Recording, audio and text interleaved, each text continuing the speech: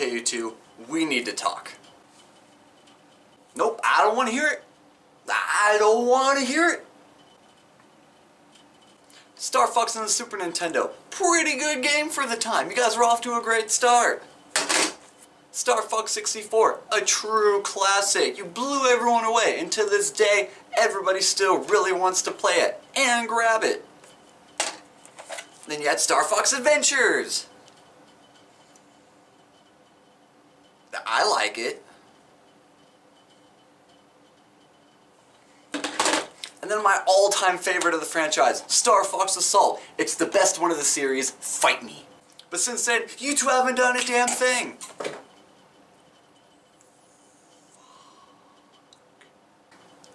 I broke my B-wing. Man. Okay, but since then, you two haven't done a darn thing. We don't talk about the Nintendo DS game. That one doesn't exist. So what are you going to do? What is your big plan to put the Star Fox franchise back on everyone's minds?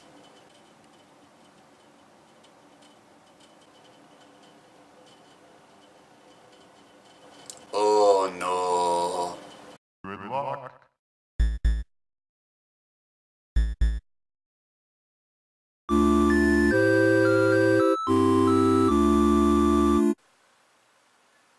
I made that intro all by myself.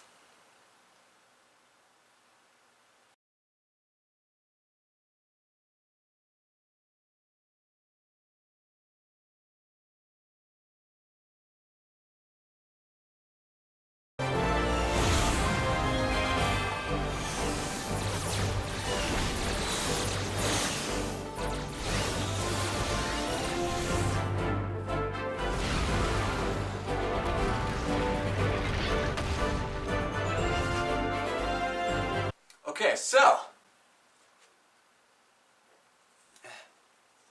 Star Fox Zero on the Wii U. For those of you who don't know anything about Star Fox, here's a quick summary of what it is. Think Star Wars, but instead with anthropomorphic animals who fly ships and blow stuff up. Yeah, that's pretty much it.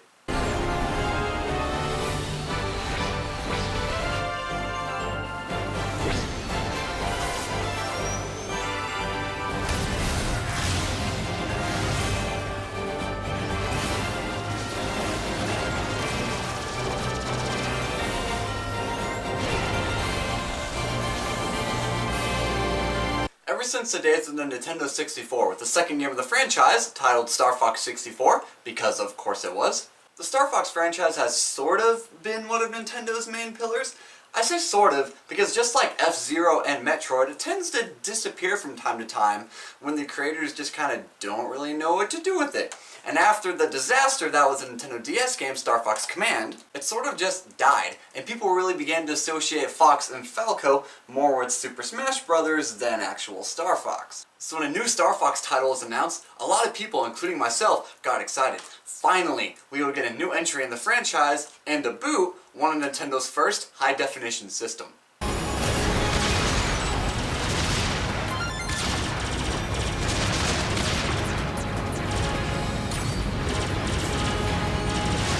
Quick rundown of the story here. Star Fox Zero is basically a retelling slash remake of Star Fox 64 and the original from the SNES era, completely ignoring the events of Adventures and Assault. Which kind of bums me out because I really grew partial to the 64 Adventures Assault trilogy they had going. But oh well, more people like the old school style, so let's just remake the same thing and hope it sells. That gives us a story of the Lylat system being invaded by mad scientist Andros, who is bent on taking revenge for being expelled from the Corneria military for basically being all kinds of crazy.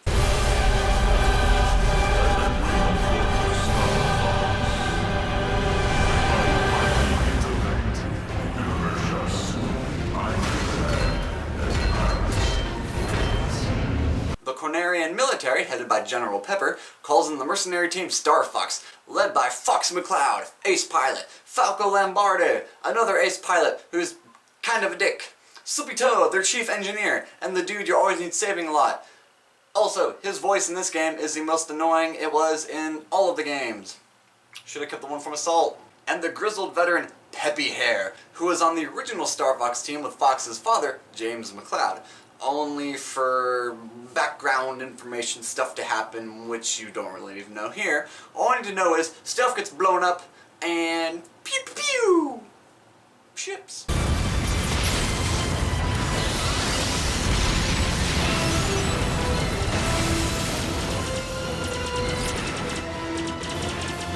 To be honest, I'm a bit disappointed they decided to just retell the events of the original SNES game again, but I can kind of see why they did. The series had sort of lost its way a bit in the events of the last three titles. In order to really reinvigorate things and remind people why they fell in love with the franchise in the first place, just keep things simple. Speaking of keeping things simple, the overall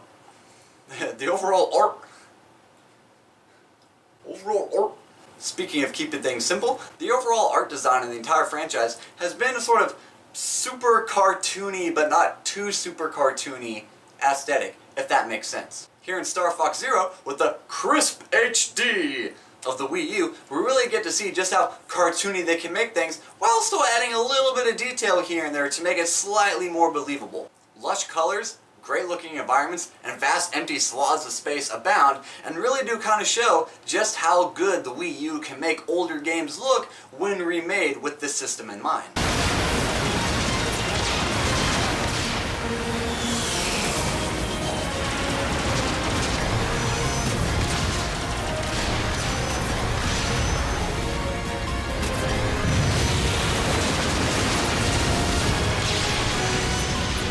I do really like though how that kind of kept the old school way of doing cutscenes in between missions. It just always cracks me up, especially hearing the "good luck" right before you start up. I love it. Good luck. Absolutely no screen tearing, and just a smidge of frame rate drop, but with just a bit too much going on. The sound design is also great, aside from Slippy's most annoying voice ever. Just shut up, I'm not gonna save you. Shut up! Learn to fly better. You're a pilot. Fly. I know I'm keeping things simple right here, but the game just sounds really darn good. Just kind of listen to some of this.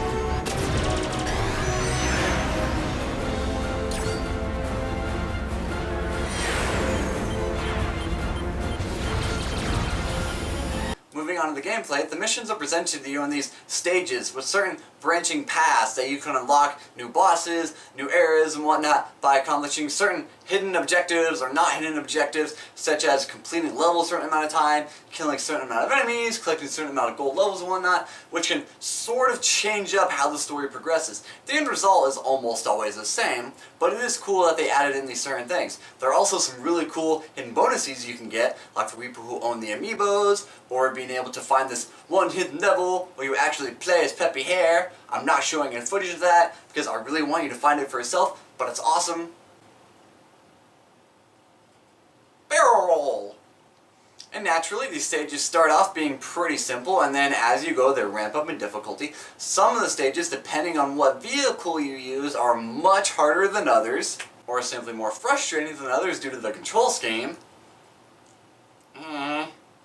Look, I don't hate the Wii U gamepad. I think that if you implement it correctly, it can actually make a lot of games better and more immersive, like on my Batman Arkham Origins review I did a while back. But just like the past Wii U and Nunchuck, if forced into situations where it doesn't need to be, it can kind of ruin the entire experience. And that's... And that's sort of what happens here in Star Fox Zero. You see, Star Fox Zero heavily relies upon using the whole dual screen setup you have from the television and the actual screen here on the gamepad. What do I mean by that? Well, here's a quick example. Say you're flying around doing one of the missions in the R-Ring or whatnot. You can... Either control the RN with the actual analog sticks, which can also sort of control where your aim reticule is, or if you want, you can just jump into cockpit mode using the actual screen here in order to get a much better viewpoint and sort of very much so control where your aim reticule goes like this. But you can't really control your ship at the same time. You have to be able to control it at the same time with these while also aiming with this while looking back and forth on the screen, and on some stages it works better than others. Mainly, even though I just pointed it out, the actual R-Wing stages where you don't really have to actually use the dual screen function and you can mostly get by just by using the analog sticks and looking at your TV screen. But on other stages where you have to use the Landmaster, which it's nice to see come back, or the super annoying and difficult to control Chicken Walker, or even worse, the god-awful Gyro Wing. I hate that thing. It can go die.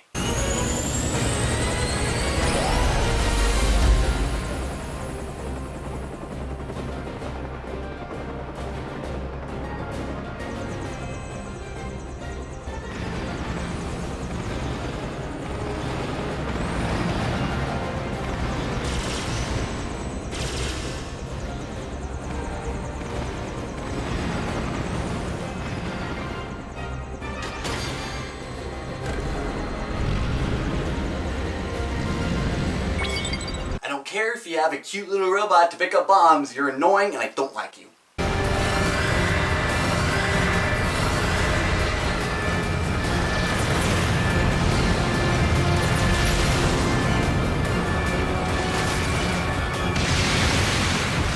Their forced dual screen motion control setup just really gets in the way. Yes, you can get used to it, and I eventually did since I played through the game multiple times and really forced myself to learn the ins and outs of using the dual screen setup here. You can get good with it. It still doesn't make it fun though. In all range mode, you can press a button to lock onto the enemy's position, which really pulls the camera back and gives you an overall view of the battlefield, and then keeps the enemy dead center no matter where they go. This is helpful for when you're fighting, say, Star Wolf, and there's a bunch of stuff going on.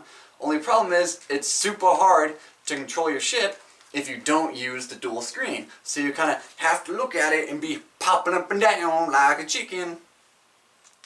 Not fun. You know what would have been fun though? Not having to use a dual screen setup. But on certain boss fights, like the final one with Andros, it's nearly impossible to win unless you just keep throwing yourself at the darn fight over and over and over again. Even after I got good with the controls, it's one of the most annoying bosses I've ever fought. Not because it's designed difficult, but because the control scheme is so aggravatingly stupid and forced into the game. It seriously does just drag everything down. Which really sucks because, like I said earlier, the game does look astoundingly great on the Wii U. The sound design is good, the music is good, the voices are good. The level design is fun to play through and well thought out, even if it does borrow a lot from the earlier titles in the series. And all the secrets here, whether you unlock them from actually playing the game or sort of cheating using the amiibos to unlock them, are fun to see, and they will kind of get your Star Fox fan inside you going with glee. But the controls really too, they poopy. They poopy. Overall, my final score for Star Fox Zero is a 6.8 out of 10. It's not a bad game. I wouldn't exactly say it's really good, but it's definitely above average overall. You just have to get over the control scheme's extreme learning curve and really appreciate all the strengths that the game has. I am glad to see the franchise back, and I do hope we finally see a new title Nintendo new on the Nintendo Switch. I don't want to see Zero on the Switch. I'm tired of seeing just Wii U ports on the Switch. New title, please. But this one just kinda, I don't know. It's okay.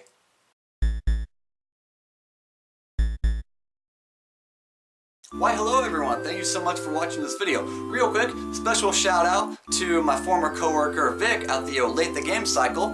If you guys are in town here nearby and you haven't heard of Game Cycle, you should definitely look them up. They're a great store, mainly for the old school retro stuff, but also good for finding some movies and wall scrolls, like all the cool stuff you saw earlier, and some figurines. Really cool place. This review was for you, Vic, for being Mr. Nintendo. If you guys haven't yet, be sure to subscribe and click the little bell icon next to the subscribe button so you'll always be notified when I post new content. If you have any suggestions for future video games you'd like me to review, or any movies you want me to give my opinions on, go ahead and let me know in the comments down below. I always read them and sometimes reply, and if I happen to have the title you suggested, I'll probably give it a look. Dance, dance, dance, dance.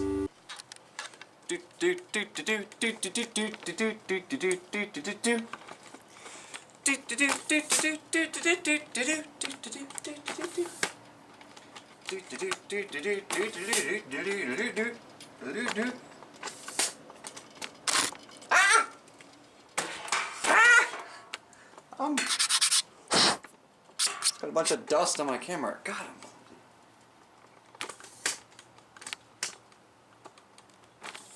I haven't even finished paying this thing off on my credit card yet. Oh god, it'll take a long time to pay off anything.